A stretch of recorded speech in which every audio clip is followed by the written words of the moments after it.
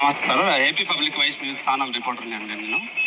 ఈరోజు మీరు ఇప్పుడు కొన్ని ప్రభుత్వాలు వచ్చి ఇప్పుడు పాస్టర్లకి ఇప్పుడు కొన్ని వేతనాలు ఇవ్వాలని ఆ, కొన్ని ఇస్తూ కొన్ని ఇవ్వటం లేదు. అలాగే పాస్టర్లకు కూడా చాలా సమస్యలు సృష్టిస్తూ చాలా మందిరాలకి చేస్తున్నారు. ఆంధ్ర ఒడిశా ప్రాంతాలు ఎక్కువ జరుగుతున్నటువంటి సందర్భంలో మీరు వాటిని ఏమని ప్రశ్నించాలనుకుంటున్నారండి మీరు? నేనదే చెప్తాను. నేను ఒక క్రైస్తవుని, నేను కూడా ఒక సువార్థికుని, నేను కూడా ఒక పాస్టర్ని. కానీ నా క్రైస్తవుల కోసమే నేను రావటం లేదు. నాకు అన్ని మతాలు ఒకటే.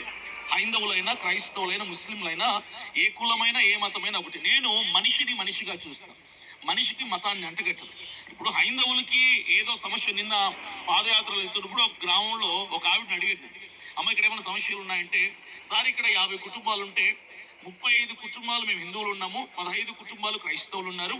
15 కుటుంబాలు ఉన్న క్రైస్తవులకి చర్చ్ ఉంది, 35 కుటుంబాలు ఉన్న మాకేమో గుడి లేదు సార్, దేవాలయం లేదు.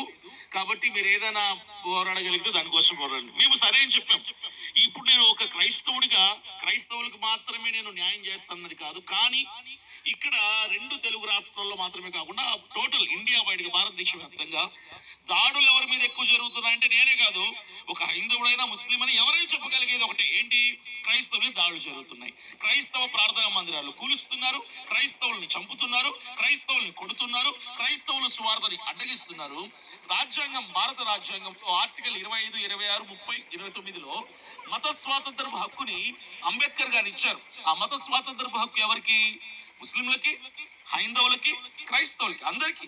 ఎవరి మతాన్ని వాళ్ళు స్వేచ్ఛగా ప్రకటించుకునే హక్కు ఈ భారతదేశంలో ఉన్నప్పుడు, స్వేచ్ఛను ప్రకటిస్తున్నప్పుడు అడ్డుకునే వాళ్ళని చట్టపరంగా శిక్షించాలి. ఇక్కడ నేను క్రైస్తవుని క్రైస్తవుల తరపున మాట్లాడటం కాదు, కానీ నేను ఒక మనిషిగా మానవత్వ విలువలతో మాట్లాడుతున్నాను. దాడులు ఎవరి మీద ఎక్కువ జరుగుతున్నాయని మనం దృష్టి పెడితే క్రైస్తవుల మీద. కాబట్టి వాటిని అడ్డుకునే ప్రయత్నం చేస్తూనే ఉన్నాం. ఖచ్చితంగా గట్టిగా ప్రశ్నిస్తున్నాం ప్రభుత్వాన్ని, స్పందించండి. మీ పాదయాత్ర విజయవంతం కావాలని మనస్ఫూర్తిగా కోరుకుంటూ ఏపీ పబ్లిక్ వాయిస్ న్యూస్ అండి. Thank you.